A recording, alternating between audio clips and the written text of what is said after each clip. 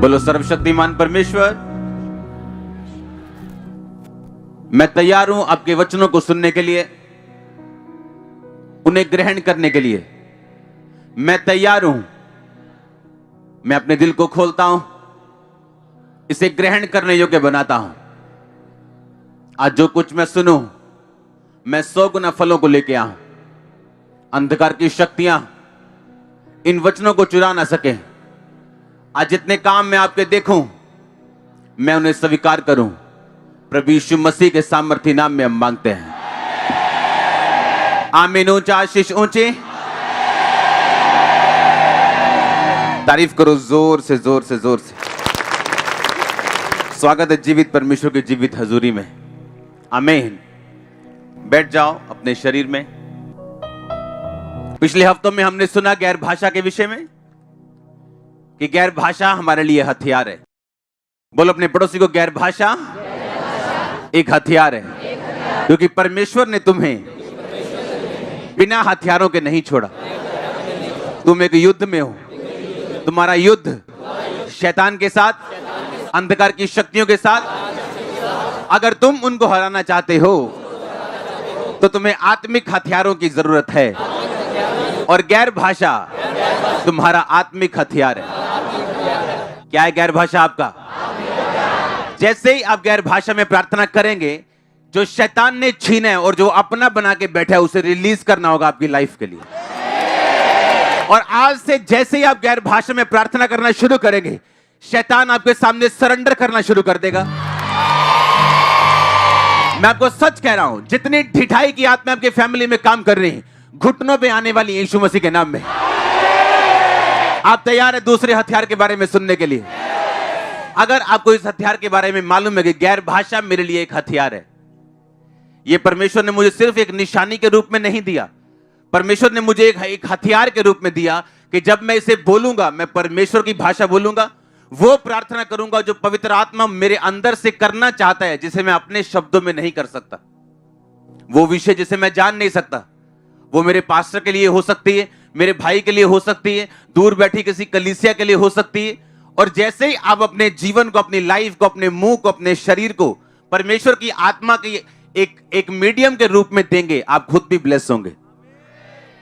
और इसीलिए पवित्र आत्मा आपके बीच से होकर प्रार्थना करता है। बाइबल कहती है वो आहें मार के हे अब्बा हे पिता कह के पिता की मर्जी के अनुसार पवित्र लोगों के लिए विनती करता है, आमीन। तो गैर भाषा सिर्फ एक निशानी नहीं कि आपके पास पवित्र आत्मा है। गैर भाषा एक हथियार है जिसे आपको इस्तेमाल करना है और अपनी लाइफ को सीधा करना है। क्योंकि याद रखो, बाइबल कहती है कि आसमान से अब कुछ नहीं उतरना, परमेश्वर ने कुछ नहीं करना। उसने क्रूस पे आखिरी शब्द बोले थे, सब कुछ पूरा हुआ, यानी सब काम पूरे हो चुके हैं। अब आपको उन कामों पे विश्वास करना और उनका एडवांटेज लेना। कैसे? इन आत्मा की बातों की नॉलेज रख के, आमीन। दूसरा हथियार जो आज हम बात करेंगे वो है आत्माओं की परख। यह सबसे कम समझा जाने वाला हथियार है एक कलीसिया में। आत्माओं की परख लोग इस तरह से समझते हैं कि आत्माओं की परख का मतलब, नहीं ये मिनिस्ट्री सही नहीं है, ये मिनिस्ट्री सही है, या नहीं नहीं ये पास्टर सही नहीं है, नहीं नहीं ये प्रॉफिट सही नहीं है। ये आत्माओं की परख नहीं है, ये आप जजमेंट दे रहे हो और आप जज नहीं हो। मैं ये नहीं कह रहा कि ये ऐसा हो ही नहीं सकता, ऐसा है, लेकिन ये एक छोटा सा हिस्सा है, स्मॉल हिस्सा है। पूरा वरदान नहीं है किसी को परखना। नहीं ये शैतान है, नहीं ये चर्च शैतानी है, नहीं नहीं ये पास्टर शैतान, नो नो नो। ये पूरा आत्मा की परख वाला हथियार नहीं। आत्माओं की परख आप इस तरह से समझते हो कि आपकी लाइफ में क्या घट रहा है और उसके पीछे कौन सी आत्मा है। आज बहुत से विश्वासी बीमारी का, अफ्लिक्शन का आत्मा उनकी लाइफ में काम कर रहे हैं। वो एक बीमारी से छूटते हैं, दूसरी में फंसते हैं, दूसरी से निकलते हैं, तीसरी में फंसते हैं, तीसरी से निकलते हैं, चौथी में फंसते हैं। वो निकलते उनका पति फंस जाता, पति निकलता है, बेबी फंसता है, बेबी निकलता है, मां फंसती, मां निकलती, बाप फंसता है। ये एक बीमारी का आत्मा है और ये अफ्लिक्शन का आत्मा है। और जिसकी लाइफ में ये आत्मा काम कर रहा है, वो बंदा क्लियरली और पूरी तरह से डेडिकेटली परमेश्वर की सेवा नहीं कर पाता और ना ही उसके काम कर पाता। आत्माओं की परख आपको इसलिए दी है कि आप अपने जीवन में होने वाली घटनाओं को, जो आपकी लाइफ में घट रहा है, हो रहा है, आप ये परख सके कि इसके पीछे कौन सा आत्मा है। क्योंकि परमेश्वर अच्छा है और उसकी सब बातें अच्छी हैं। ये शैतान है जो बुरा है और उसको समझने की और उन आत्माओं को परखने की आपको जरूरत है। हालेलुया। बाइबल कहती है नेहेम्या ने जब फाटकों को बनाया तो एक फाटक था, घोड़ा फाटक। घोड़ा मतलब स्ट्रेंथ, फिजिकल स्ट्रेंथ, शारीरिक ताकत। और बाइबल कहती है जब घोड़ा फाटक गिरा हुआ था, जला हुआ था, टूटा हुआ था, इसका मतलब अगर आपकी फिजिकल स्ट्रेंथ कंप्लीट नहीं है तो आप परमेश्वर का काम नहीं कर सकते। और स्पिरिट ऑफ अफ्लिक्शन, ये एक बीमारी का ऐसा आत्मा है जो विश्वासियों के ऊपर अटैक कर रहा है ताकि वो सही तरीके के साथ परमेश्वर की महिमा ना कर सके। और आप परमेश्वर से विनती कर करके थक जाएंगे, कुछ नहीं होगा जब तक आप डंडा नहीं उठा लेंगे इस आत्मा के खिलाफ और इसको भगाएंगे नहीं अपनी लाइफ से। डंडे के साथ, आत्मा के साथ भगा के, इसको फास्टिंग के साथ आप इसको भगाएंगे, आपको निकालेंगे नहीं, डंडे के साथ भगाएंगे आप। आत्माओं की परख एक ऐसा हथियार है जिसे आप अगर समझ जाएं, क्योंकि अगर आपको प्रॉब्लम की समझ आ जाए तो आपका 50% हल उसी दिन हो जाता है। डॉक्टर भी तब तक दुविधा में रहता है और टेंशन में रहता है जब तक बीमारी का पता नहीं चल जाता। बीमारी कितनी भी बड़ी क्यों ना हो, टीबी क्यों ना हो, जैसे ही मालूम होता अच्छा टीबी है, डॉक्टर रिलीफ में आ जाता, उसे मालूम है कि 50% हल हो गया, बाकी 50 दवाइयों के साथ कर लेंगे। हाँ या ना? आत्माओं की परख एक ऐसा हथियार है जिसे आपने ध्यान से समझना है। आज अपने हाथों को उठा, बोलो परमेश्वर मुझे यह वरदान दे और मेरी समझ को खोल दे, प्रभु यीशु मसीह के नाम में। आमीन। ऊंचा आशीष आपकी चर्च। बीमारी का आत्मा एक ऐसा आत्मा है जो आपको आगे नहीं बढ़ने देगा, आपकी मनी वेस्ट करवाएगा, आपकी स्ट्रेंथ वेस्ट होगी, आपके विश्वास पर भी वो उंगली उठाएगा और ये परमेश्वर की ओर से नहीं। और इसीलिए परमेश्वर ने कहा मैंने तुम्हें आत्माओं की परख का वरदान दिया है और अगर तुम्हारे पास नहीं है तो तुम मुश्किल में हो। तुम्हें मालूम ही नहीं हो क्या रहा है मेरी लाइफ में। नहीं तो कुछ सिस्टर्स हस्बैंड चेंज कर करके थक जाएंगी, डाइवोर्स के बाद डाइवोर्स। उन्हें लगेगा ये शराब पीता था, नहीं ये चोर है, नहीं ये बदकार है। प्रॉब्लम ये है कि जब कर्स आपकी लाइफ पे होगा और डाइवोर्स का आत्मा होगा तो आप कुछ नहीं कर पाओगे। अगर अच्छा हस्बैंड मिल भी गया वो भी बिगड़ जाएगा। और जिस दिन आप समझ गए कि ये एक दुष्ट आत्मा है, ये कर्स है, ये जनरेशनल कर्स मेरे पीछे आ रहा है, जब आप उसे प्रार्थना में बैठ के तोड़ोगे, वही शराबी सुधरा हुआ बैठेगा आपके पास। आज से कुछ महीने पहले जब मैंने मेरी वाइफ ने पासपोर्ट दिया यूके की एम्बेसी के लिए, मैंने ज्यादा गौर नहीं किया क्योंकि मैं कभी भी, हमारे लिए नॉर्मल सी चीजें हैं। और वीजा नहीं आया, रिजेक्ट हो गया, मैंने ध्यान नहीं दिया। दूसरी बार दिया कनाडा के लिए, रिजेक्ट हो गया, मेरे को बिल्कुल ध्यान नहीं, मैं अपने कामों में बिजी हूं। तीसरी बार जब रिजेक्ट हुआ, मैंने बैठ के सोचा, मैंने कहा ये क्या हो रहा है? ये पॉसिबल नहीं कि हमारे पास इतनी ब्लेसिंग्स हो। और तब होली स्पिरिट ने मुझे बताया कि ये एक स्पिरिट है। एक औरत, एक देश की जो प्रेसिडेंट था, उसकी वो बेटी बनी हुई थी, है वो उसकी पोती की उम्र की थी, और उसने अमेरिका के लिए वीजा अप्लाई किया और उस प्रेसिडेंट ने खुद लिख के दिया कि इसको वीजा, मैं बोलता हूं इसको दे दिया जाए, और उसका वीजा रिजेक्ट हुआ। वो गुस्सा कर गया, उसने अमेरिका फोन किया, अमेरिकन बड़े अधिकारियों ने लिखा इसको वीजा दिया जाए, फिर लगाया, रिजेक्ट हो गया। फिर अमेरिका के प्रेसिडेंट ने, उस टाइम शायद बुश था, उसने लिख के दिया, एम्बेसी वालों ने फिर भी वीजा नहीं दिया। अब इमेजिन करो। और रीजन क्या निकला कि उसकी मां ने एक वाचा बांधी थी शैतान की मूर्ति के साथ और उसको ब्लड अर्पण किया था कि मेरी ये बेटी बाहर नहीं जानी चाहिए। और जब उसके बंधन टूटे तो वो बाहर गई। मैंने इसको कहा, मैंने कहा रुक जा, अब मुझे हैंडल करने दे, अब अमेरिका का वीजा है इसके पास। आप समझ रहे कि नहीं? प्रॉब्लम ये है कि जब कोई चीज अड़ती है, हमें यह देखना है कि कौन सी आत्मा है इसके पीछे और कौन इसको ब्लॉक करने की ट्राई कर रहा है। और जब आप हर चीज को स्पिरिचुअली लेते हो, आप उसका हल कर बैठते हो। आप समझ रहे कि नहीं? शैतान यह चाहता है कि आप शर्मिंदा रहें।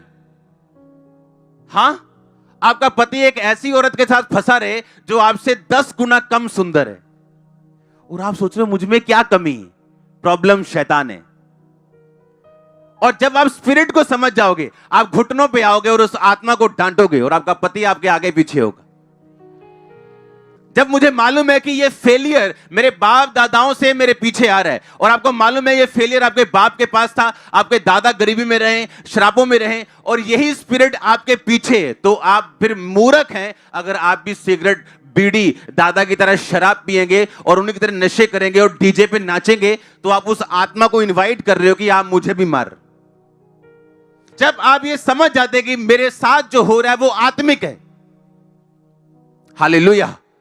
आपको मैं ध्यान से समझाता हूं कि आपको फाइट करने के लिए चुना गया। अगर आप फाइट नहीं करेंगे, दूसरी बात, अपनी फाइट नहीं समझेंगे, क्योंकि मेरी फाइट अलग है, इस भाई की अलग है, इसकी अलग है, इसकी अलग है, इसकी अलग है, हर बंदे की फाइट अलग है, पर हथियार एक ही है। आमीन। दूसरा शमूएल उसके 11 बाब उसकी 1 आयत को मैं पढ़ूंगा।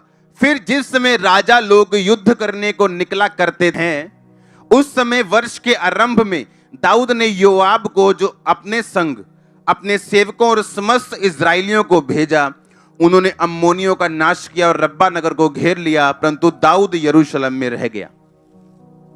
ध्यान से सुनो।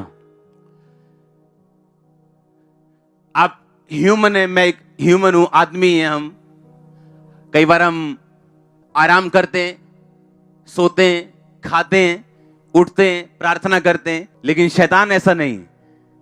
वो 24 घंटे अलर्ट है। हाँ या ना? और इसलिए बाइबल कहती है जो कोई स्थिर है वो चौकस रहे, कहीं गिर ना जाए, और जो कोई गिरा हुआ है वो उठे, क्योंकि शैतान 24 घंटे आपको देख रहे हैं। क्योंकि बाइबल कहती है व्यभिचार की एक आत्मा है जो आपके पीछे रहती और आपको मालूम नहीं। अगर वो आपको अकेले में उसने आपको घेर लिया, तो आप फाइटर नहीं हो, आप वॉरियर नहीं हो, आप उसके हाथों में हो। आप जो कुछ होगा वो आपके आने वाला टाइम शैतान डिसाइड करेगा आप कहां जाएंगे। क्योंकि बाइबल कहती है जो जिससे हार जाता है उसका दास बन जाता है। आप व्यभिचार से हार गए हो, उसके दास बन गए हो, अब आप उसके नौकर हो। वो डिसाइड करेगा आप कहां जाओगे। आप डिसाइड नहीं करोगे कि आप इंग्लैंड जाओगे कि अमेरिका जाओगे, वो डिसाइड करेगा आप कहां जाओगे। बाइबल कहती है कि जिस समय राजा लोग युद्ध करने को निकलते थे, युद्ध करने का टाइम होता था। अब चाइना के कुछ हिस्सों में जो इंडिया का बॉर्डर है, वहां पे इतनी सर्दी पड़ती है, बर्फ पड़ती है कि सर्दियों में आप फाइट नहीं कर सकते उनसे। गर्मियों का वेट करना पड़ता है, मालूम है कि नहीं? यह भी एक टाइम था। लिखा जिस टाइम राजा लोग युद्ध करने के लिए निकलते थे, उस समय दाऊद ने अपने सेनापति को भेजा, जाओ युद्ध कर। लिखा परंतु दाऊद यरूशलेम में रह गया। लास्ट में क्या लिखा? परंतु। परंतु शब्द तब आता है जब आपने कुछ अलग काम कर दिया हो। कि मैं 10 साल से हर साल इजराइल जाता हूं, परंतु इस साल मैं नहीं गया। हां, परंतु तब आता है जब आपने कुछ चेंज कर दिया हो, कुछ बदल दिया हो, कुछ अलग डिसीजन लिया हो। लिखा जब सब राजा लोग युद्ध करने को जाते थे तो लिखा दाऊद यरूशलेम, परंतु दाऊद यरूशलेम में रह गया। जिस टाइम फाइट करने का टाइम था उस टाइम वो यरूशलेम में रह गया। जो लड़ने का टाइम था वो रिलैक्स करने में बिता दिया, और उसी सांझ को वो बैतशेबा को देख के पाप में फंसा और व्यभिचार में चला गया। आज कौन सी कलीसिया फंसी है? जब फाइट करने का टाइम है, जब मॉर्निंग प्रेयर करने का टाइम है, जब इवनिंग प्रेयर करने का टाइम है, आपको टीवी ने घेरा हुआ है, प्रोग्राम्स ने घेरा हुआ है, बच्चों ने घेरा हुआ है, काम ने घेरा हुआ है, और फिर आप ये डिसाइड नहीं कर सकते कि आप कहां जाएंगे, क्योंकि वो शैतान बताएगा फिर आप कहां जाएंगे। लिखा उस शाम को दाऊद अपनी छत पे टहल रहा था और उसने बैतशेबा को देखा। वो उसे औरत सुंदर लगी, उसने पूछवाया ये उसी की पत्नी है? कहते हाँ। कहते इसको लेके आओ। और लिखा उस रात वो उसके साथ सोया और वो गर्भवती हुई। और परमेश्वर ने उसको सजा दी, उसको पनिश किया। जहां से दाऊद निकला था, जिन पहाड़ों पे नंगे पैर वो काम करता था राजा बनने के बाद, उन्हीं पहाड़ों पे उसे नंगे पैर फिर से भटकना पड़ा। शैतान एक ऐसी चीज है, जहां से आप निकले हो वहीं से आपको हमेशा खींचता है। वो हमेशा उसकी ट्राई रहती आपको उसी पोजीशन पे लेके जाना, क्योंकि वो हायर पोजीशन से नफरत करता है, क्योंकि वो उस पोजीशन से गिरा हुआ है और उसकी ये जिद है कि मैं भी उस पोजीशन पे किसी को पहुंचने नहीं दूंगा। जैसे विश्वासी जाने की कोशिश करेगा, जैसे मैं गिरा हूं, मैं उसको गिराऊंगा। और बाइबल कहती जिस समय राजा युद्ध करने को जाते थे, उस समय दाऊद रिलैक्स कर रहा था, छत के ऊपर टहल रहा था आराम से। जब आपको मालूम है ये 40 फास्टिंग का टाइम है, ये 40 रोजे रखने का टाइम है, ये 10 रोजे रखने का टाइम है, ये 6 घंटे प्रार्थना करने का टाइम है, तो आप किसी पिक्चर को देखने के लिए नहीं जा सकते। आप समझ रहे हो कि नहीं? आपको मालूम है आपकी लाइफ फाइट के अंदर है, शैतान आप पे अटैक कर रहा है, आपको आगे बढ़ना है, आपको टेस्टिमनी बनानी है, आप रिलैक्स नहीं कर सकते। आपको स्पिरिचुअली माइंडेड होना है, आपको सोचना है कहां कमी, कहां प्रेयर की कमी, कहां फास्टिंग की कमी, कहां पवित्र टाइम में कमी, ताकि आप उस टाइम जब आपको आपका लड़ने का टाइम है, आप रिलैक्स ना कर रहे हो। हालेलुया। आप घूमने के लिए शिमला जा सकते हो, पर उसी टाइम आप 6 घंटे प्रार्थना में भी रह सकते हो। परमेश्वर शारीरिक आराम को मना नहीं कर रहा, वो उस रिलैक्स की बात कर रहा है जब हम परमेश्वर से ध्यान हटा के संसारिक चीजों में अपना रिलैक्स ढूंढने की कोशिश करते हैं। आपको अपनी लाइफ के लिए सीरियस होना है, क्योंकि शैतान आपके पीछे है, वो आपको देख रहा है, आपकी कमियों को देख रहा है, कहां फंस सकते हैं वो वहां देख रहा है। कुछ लोग व्यभिचार में नहीं फंसते, पैसों में फंस जाते हैं। कुछ पैसों में नहीं फंसते, व्यभिचार में फंस जाते हैं। हालेलुया। आप जानते हैं शैतान आपको जब एक हाथ से मीठा देता है, दूसरे हाथ से वो चीजों को लेता है जिससे आपकी लाइफ, जिस पर आपकी लाइफ डिपेंड करती है। शैतान के साथ किया गया कोई भी सौदा फायदे का नहीं। 2 मिनट के लिए एंजॉय का हो सकता है, पर फायदे का नहीं। कोई भी उसके साथ सौदा घाटे का है, वो कितना भी सुंदर क्यों ना हो, वो घाटे का है।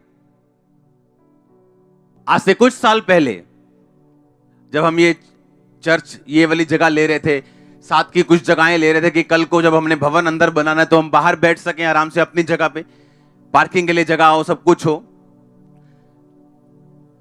तो जो लड़के जो टीम में थे, वो लोगों के साथ बात कर रहे थे कि ये वाली जमीन हमें चाहिए, रेट तय करते थे। और उनमें से एक लड़के ने जमीन में से दूसरे से कमीशन खा ली। इमेजिन करो। और मेरे एक रिश्तेदार को मालूम हो गया और उसने कहा, यार तेरे साथ जो लोग हैं, तेरे साथ रहने खड़े रहने वाले, वो कमीशनें खाते हैं। मुझे बहुत बुरा लगा। मैंने कहा ऐसा तो हो नहीं सकता, क्योंकि मेरे पास जो लोग हैं, अगर वो व्यभिचार में, अगर चोरी में, तो मेरे साथ खड़े नहीं रह सकते। वो फायर होंगे और कभी वापस नहीं आएंगे यहां। और जब सब इंक्वायरी हुई तो उसे निकालना पड़ा। और उसे मालूम नहीं था, उससे कुछ दिन पहले मैंने एक टीम मेंबर को गाड़ी दी थी, 8 लाख रुपए की गिफ्ट। और मैं 2 गाड़ियां लेने वाला था और दूसरी गाड़ी उसके लिए थी, और होली स्पिरिट ने मुझे मना कर दिया था। और मुझे तब कारण मालूम नहीं था। मैंने कहा शायद होली स्पिरिट इसको 2 महीने बाद देगा, या बाद में परमेश्वर से देने के लिए बोलेगा। लेकिन कुछ महीनों में उसका वो सारे स्कैंडल, उसके सब जो क्या बोलते हैं भ्रष्टाचार, हाँ, वो उसका निकल के आया। और जब वो उस 40,000 की चोरी कर रहा होगा, उसे ये मालूम नहीं था कि कोई ऊपर बैठा स्वर्ग में तेरी 8 लाख की गाड़ी रोक रहा है। उसे लग रहा ले अभी पर यहां जेबा अंदर कटा पता लगना। और मेरा हिसाब शुरू से था, जो है वो मुंह पे रखो।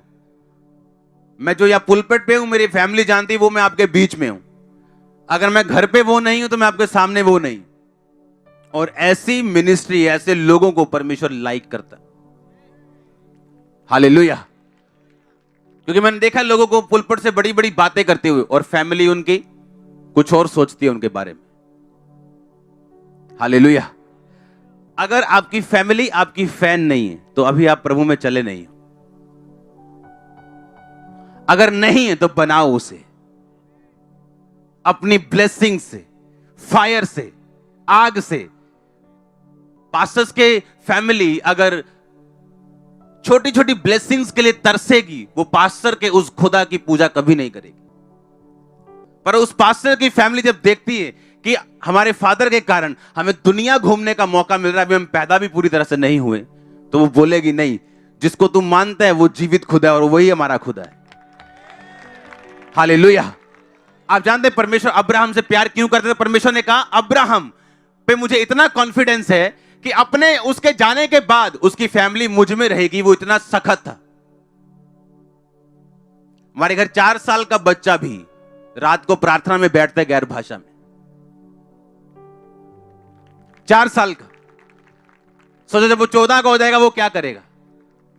वो आपकी अगुवाई करता होगा, हाँ, क्योंकि वो अभी से प्रार्थना में बैठे है।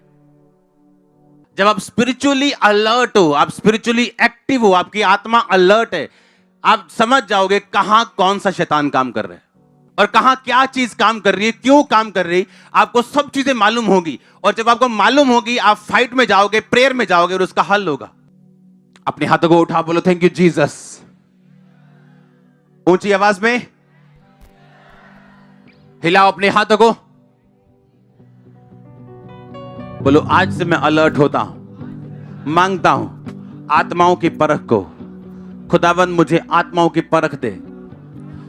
मैं उसे जजमेंट करने के लिए नहीं, किसी का न्याय करने के लिए नहीं, किसी की निंदा करने के लिए नहीं, पर शैतान के तीरों को, योजनाओं को समझने के लिए करूंगा। और जब मैं उसे समझ जाऊंगा और उसके अनुसार प्रार्थना करूंगा तो मैं आजाद होऊंगा। सर्वशक्तिमान परमेश्वर, मैं तैयार हूं इस वरदान को लेने के लिए। यीशु मसीह के नाम में यह वरदान आपकी लाइफ में एंटर करे। और मैं आपको बता रहा हूं होली स्पिरिट की अगुवाई से यह शुरू होगा आपकी लाइफ में। मैंने कहा यह स्टार्ट होगा आपकी लाइफ में ऑपरेट होना आज से। जब कोई रिश्तेदार आपसे बात करेगा, लोग आपसे बात करेंगे, आप पहचान जाएंगे कौन सा आत्मा इनके अंदर से बात कर रहे हैं। सुनो मेरी बात। परमेश्वर ने कहा पतरस मैं क्रूस पे चढ़ाया जाऊंगा, मुझे लोग मारेंगे, मेरे पे थूकेंगे, मेरे पे मुक्के मारेंगे, थप्पड़ मारेंगे, मुझे मार देंगे। पतरस कहता परमेश्वर खबरदार जो तूने दोबारा ऐसा बोला, तो खबरदार जो तूने ऐसा बोला तो कभी नहीं मरेगा। परमेश्वर ने कहा शैतान मेरे सामने से क्या हो जा। आप जानते हैं जब आप आगे बढ़ रहे होते हैं, आपके क्लोज पर्सन के अंदर से दुष्ट आत्मा काम कर सकता है, आपको परमेश्वर से हटा सकता है, आपके विश्वास को कमजोर कर सकता है। और अगर आपको आत्माओं की परख नहीं, आप घबरा जाएंगे और बोलेंगे नहीं तू शैतान है।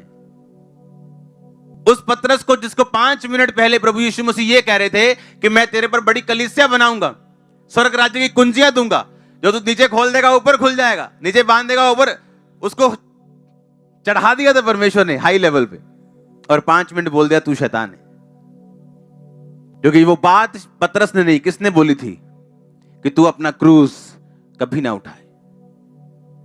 क्योंकि अगर तू अपना क्रूस उठा लेगा तो मैं गया, उसे मालूम था।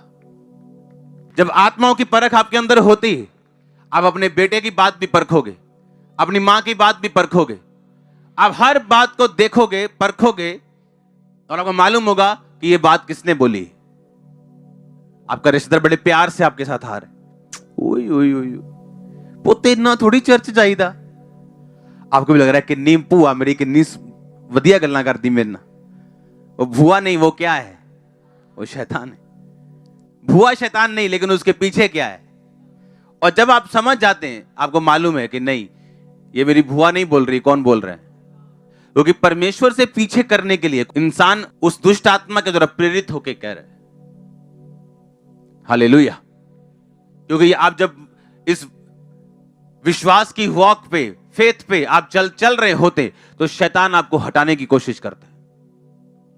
बाइबल कहती हनोक परमेश्वर के साथ साथ चलता रहा और एक दिन लोप हो गया, क्योंकि प्रभु ने उसे उठा लिया। और उसकी एक गवाही सुनी गई थी कि उसने परमेश्वर को खुश किया।